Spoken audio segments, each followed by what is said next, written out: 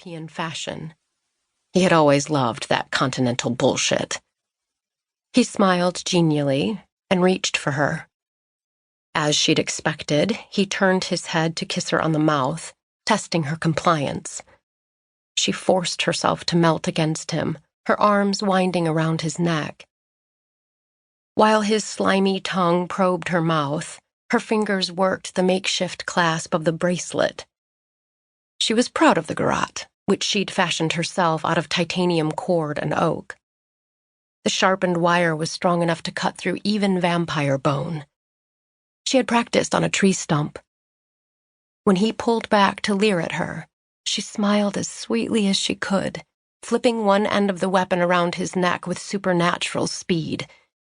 She had it drawn tight and began to pull before confusion even registered in his eyes. Fast as he was, by the time he got his fingers up to claw at the garrote string, it was too late. She pulled with every bit of her considerable strength, and the garrote snapped the bone of his spine.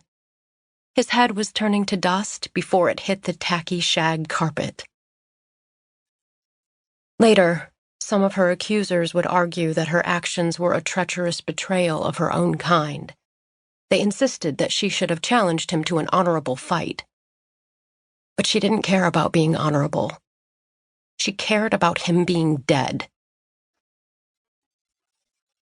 Chapter 1. "What is that thing?" came a disgusted voice from across the table. I smoothed the sweat-dampened hair off my forehead so I could lift my gaze to the speaker.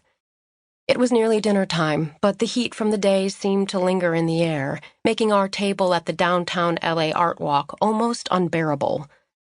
If that weren't uncomfortable enough, a ray of sunlight had managed to find a crack between the skyscrapers and was rapidly intruding across my table like a 3-foot melanoma laser. I knew from experience that in a few minutes it was gonna hit me right in the eyes.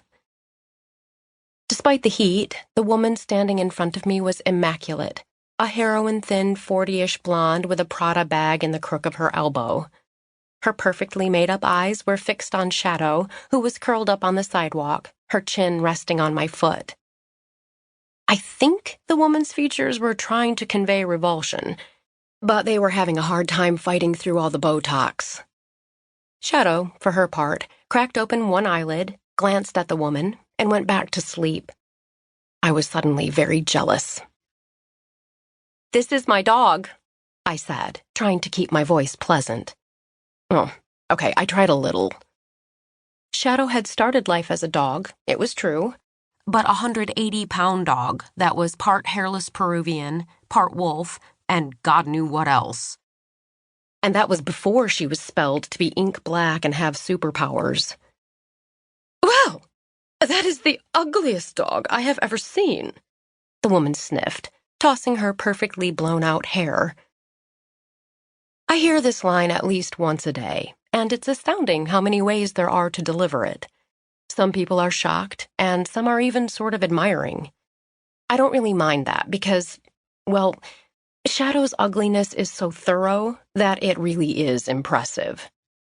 But this particular woman was using a tone that suggested I should really consider putting Shadow down to liberate the world from the blight of her hideousness. I put down the binder of notes I'd been studying. "That's so funny," I said to the Prada woman.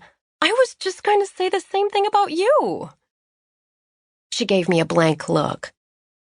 "But I don't have a dog." I sighed. She was literally too stupid to insult.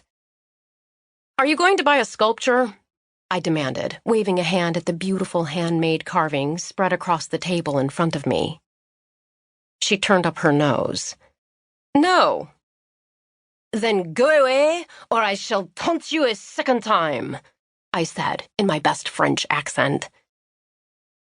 The woman gave me a bewildered look, but had the sense to back away. "Your customer service is appalling," she snapped as a parting shot. "So are your shoes," I called back. There, that was hitting her where she lived. The woman made a humph noise and flounced away on her Chanel espadrilles. Not for the first time, I wished Shadow and I could high-five.